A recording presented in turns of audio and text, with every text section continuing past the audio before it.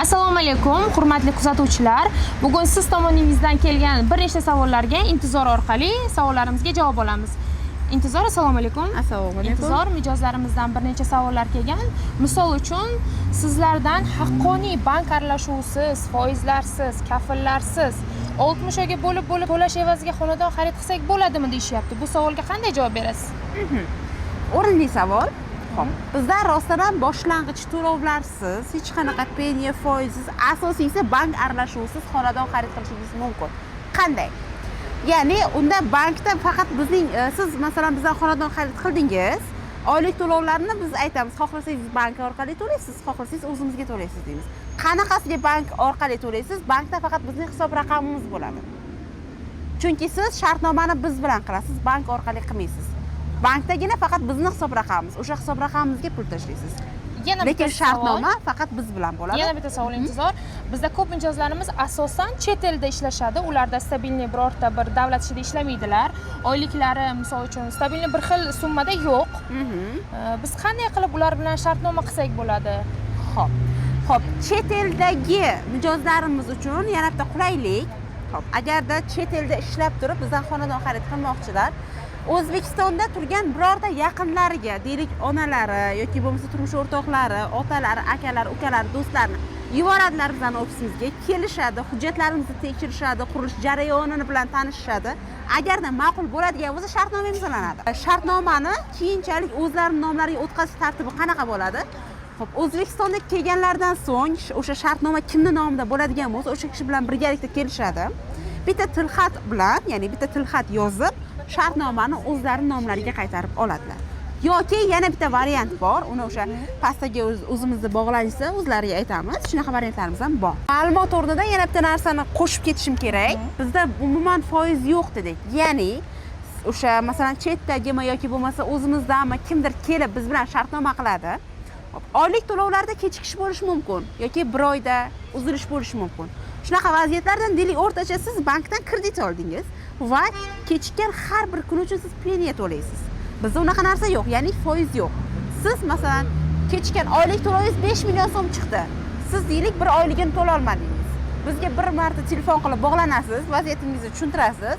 Keyingi oyga o'sha narsani 5 million so'mmi? 5 million so'm to'lab berasiz. Ya'ni keyingi oyligingiz bilan 10 million so'm bo'ladi. Umuman foiz yo'q degan joyimiz mana shunda bo'ladi. Yoki bo'lmasa, shartnomani bekor qilish tartibi qanaqa bo'ladi? Xo'p, deylik oylik to'lovlarda 2 oy, 3 oy mobaynida uzilish bo'lyapti. Biz shartnomada ko'rsatilgan bandimiz bor. Ya'ni 60 ish kuni mobaynida umuman oylik to'lovlar to'lanmasa, bizga aloqaga chiqmasangiz, biz siz bilan o'sha pasportingiz orqali shartnoma qilamiz, pasport ma'lumotiga xat yuboramiz. Va o'sha xat orqali siz kelasiz ofisga. Agar imkoniyat darajangiz bo'lsa, ya'ni imkoniyatingiz bo'lsa, o'sha oylik to'lovlarni boylik qarzdorligingizni yopib berasiz. Agar imkoniyatingiz bo'lmasa, bitta ariza bilan shartnomangizni bekor qilasiz va to'lagan 100% summangiz 6 oydan so'ng 100% qaytariladi. Ya'ni xodimlar xizmati uchun, bank xarajatlari uchun unaqa degan narsalar yo'q. Kvitansiyangiz bo'yicha kelasiz, kvitansiyangiz bo'yicha qaytarib olasiz. O'rtacha 50 kvadratli uyni hisoblaydigan bo'lsa, 20 ming dollar bo'ladigan bo'lsa, o'sha 20 ming dollarda siz 60 oyga bir xil stabilniy bo'lib to'lab berasiz. Ya'ni o'sha foiz yo'q degan joyimiz mana shunda. Agar foiz bo'lganda edi, o'sha 50 ming dollaringiz 60 ming yoki 70 ming dollar bo'lib ketardi 5 yilga. Bunda esa foiz yo'q. Shuni hisobiga siz uyni tan narxini 60 oyga bo'lib to'lab berasiz. Ya'ni keyinchalik masalan taqiq masalasiga keladigan bo'lsak, siz xonadon xarid qildingiz bizdan, bemalol chetga chiqib ishlab xonadonning pulini to'lashingiz mumkin. Faqatgina o'sha bizdan shartnoma qilasiz, kimnidir o'rningizga kafil sifatida tashlab ketasiz. Ya'ni u ham bunaqa rasmiyatchilik bo'lmaydi, faqat o'sha oylik to'lovlarni o'z vaqtida to'lash kerak. Ya'ni oylik to'lovlarda uzilish bo'lmasligi kerak. Shartnomangiz bir xil davom etadi va kadastr vaqtida, uylar 2 yildan keyin kadastr qilinadi. Kadastr vaqtida albatta o'zingiz bo'lishingiz kerak. Xo'p, kadastr deylik, siz uyni 60 oyga shartnoma asosida olyapsiz, lekin biz sizga 2 yildan so'ng uyni topshiryapmiz. O'shanda uyni kadastri ham chiqadi va kadastr ham aynan sizning nomingizda bo'ladi. Faqatgina uy taqiqda bo'ladi. Ya'ni uni sota olmaysiz, zalogga qo'ya olmaysiz.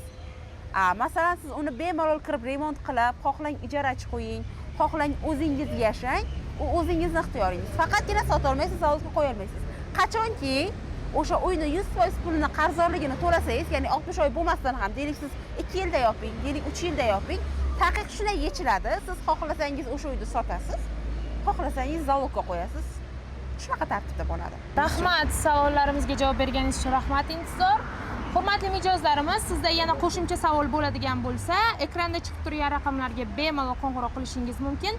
Operatorlarimiz siz bilan bog'lanib, barcha savollaringizga javob berishadi.